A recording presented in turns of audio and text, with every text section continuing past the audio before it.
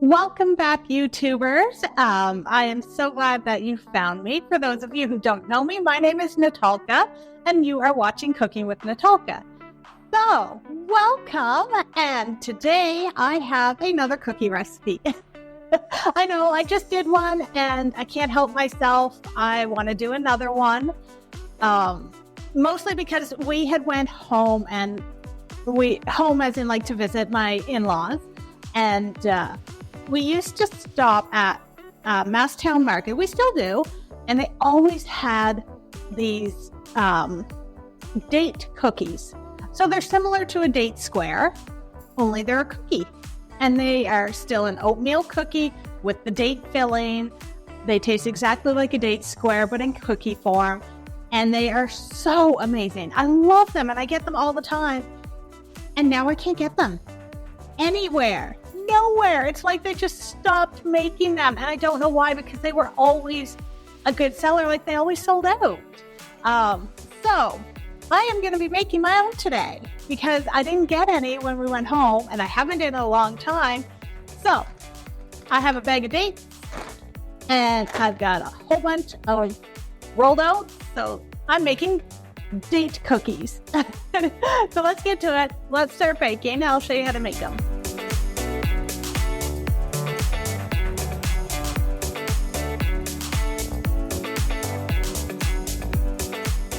All right, so to get started, you need 1 cup of chopped up dates. So chop up your dates, put them in a measuring cup, and then put them into a pot. You're going to put the pot on the stove, and you're going to start cooking them down. While they're cooking, you're going to add a 1/4 cup of dark brown sugar, a 1/2 cup of water, and sprinkle in some salt or some lemon juice, and then cook it down until it is all mushy. Once it's mushy, you can remove it from the stove and let it cool.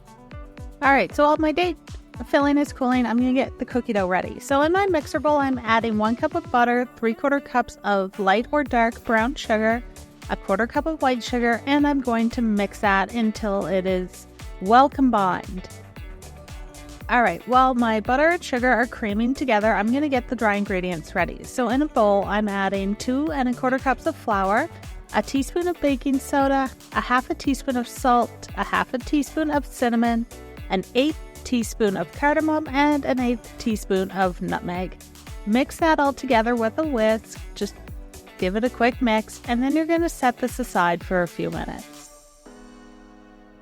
All right, so the butter and sugar is well mixed. I'm adding 2 eggs and a splash of vanilla to it, and I'm going to mix it only for about 30 seconds or so. It doesn't have to be super well combined. It just needs to be mixed in a little bit. Once it's mixed in and it looks kind of foamy and like this, then you're going to dump in all your flour and 1 1/2 cups of rolled oats. Mix it with a spoon or a spatula, just a little bit, and then you're going to put it back on your mixer and let it mix just until it comes together and becomes a sticky dough. All right, so my date filling is cooled. I have no idea how I'm going to make this work. So first of all, I'm using the cookie dough, and I put the date filling in the middle and made a ball out of it, but it was really kind of weird to do it, and it didn't seem to like hold together well. I don't know, I'm playing with it. This is an experiment at the moment. So what I am going to do, though, for at least this batch, is make them like thumbprint cookies, where I flatten them out, and then I just put a little bit of filling in the middle of each cookie, and then I'm going to bake it this way. So my oven is preheating to 350 degrees Fahrenheit, and I'm going to bake these for about 10 to 15 minutes. We'll see how long they actually take. And when they are done, they puff up a little bit, they get darker, and this is what they look like. And they smell amazing. The house smells like cinnamon right now. It smells so good. So anyway, this is what they turn out like once they're cooked. They start browning around the edges. These ones took about 15 minutes to cook. All right, you guys. So these cookies were a little bit more work than my last recipe. And so, okay. I'm at a loss for words here. So, when you buy them in the store, it's kind of like the filling's in the middle, but not in the middle because the cookies are flat. So it's kind of hard to explain. That's why I did them two different ways, okay? So I did them like as if I was making a thumbprint cookie or jam. I don't know what most people call them, but they're the little cookies and they have like a thumbprint in it and then jam in the middle, just sitting on top. Anyway, so I did that. And then I also took the filling and rolled it in the dough to make a little ball. So they turned out two different ways, okay? This was the ball. This was like a jam. They both look great. They both smell great. They look like they cooked perfectly. I don't know which is going to be better. So first of all, let's make sure this is cooked. So if we split it in half, I think I like it better. Yeah, I think I like this one better. So take a look at that. The filling's inside. It's gooey. It looks amazing. Mm-hmm. Oh, they're really good.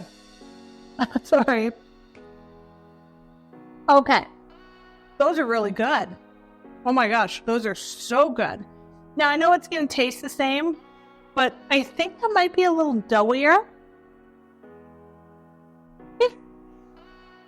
They're so good. Oh, yum. Okay. So, the difference here, this one is more cooked, okay? It's definitely more cooked, where this one is a little bit more like chewy in the center, almost slightly undercooked, kind of. It's not undercooked, like it is cooked, it's baked all the way through. But because the filling's in the middle, it gives it like more moisture, I guess. So, I kind of like it in the middle, like rolled into it. I'm glad I did it both ways. Anyway, it's up to you whichever way you would like to try them. Just try it. They are delicious, especially if you like big squares. These are awesome. Okay, so you know what to do. Hit all those buttons, like, subscribe, notification bell, and yeah, thank you so much for watching today. I'm glad I finally made these since I can't buy them anymore.